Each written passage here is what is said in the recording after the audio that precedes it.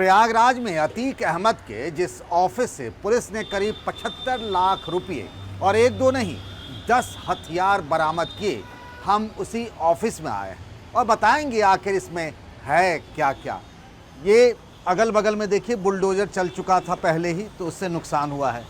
ऊपर बीएसपी का झंडा अब भी लगा हुआ है, मायावती के होर्डिंग बैनर लगे हुए हैं और अब हम अंदर चलते हैं। आज अंदर की बात में, नमस्कार, मैं हूं पंकज झा और अंदर की बात में आज अतीक अहमद के ऑफिस के अंदर का हालचाल बताएंगे।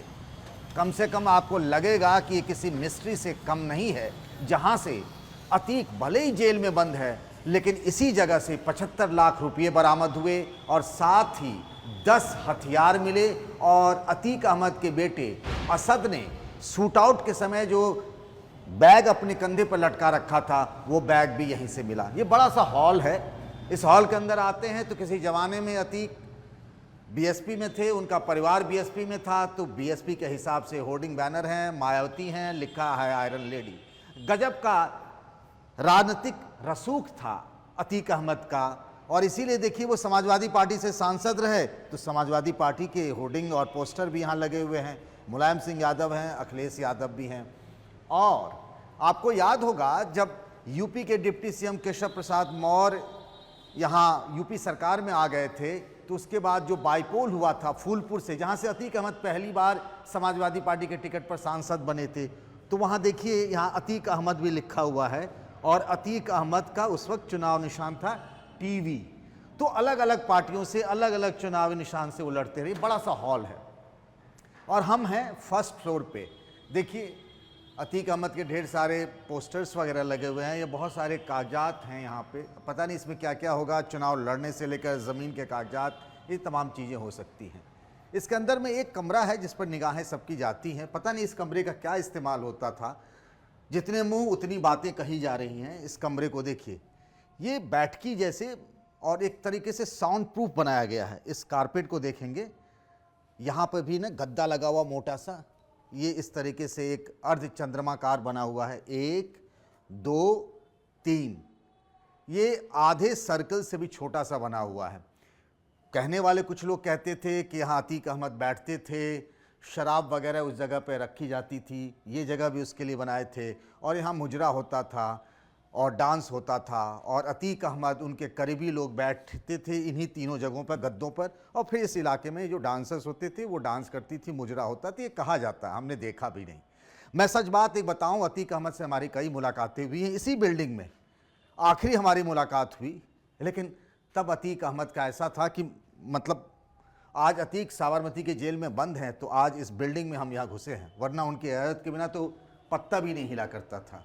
ये सब तमाम कमरे हैं और इन्हीं इस अलग अलग तरीके के कमरे हैं, अलग अलग इस्तेमाल होगा। इधर भी हैं, इधर हम चलते हैं।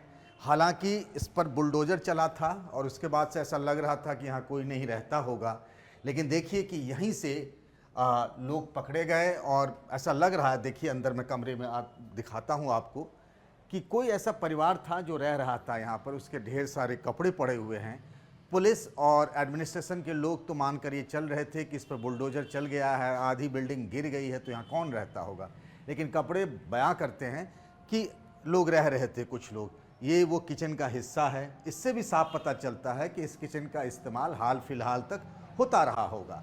जिस तरीके से 2 लोग यहाँ से पकड़े गए और करीब 75 लाख रुपये बरामद हुए हैं और हथियार भी जो बरामद हुए हैं, उससे पुलिस को अहम जानकारी मिली है और किसी को शक नहीं रहा होगा कि अतीक अहमद की इस बिल्डिंग में जो अतीक अहमद का एक ऑफिस था, देखिए ना कैसे किस तरीके से बुलडोजर से इसका आगे का हिस्सा बिल्कुल टूटा हुआ है। इसमें कोई रह भी रहा होगा, लेकिन लोग रह रहे थे।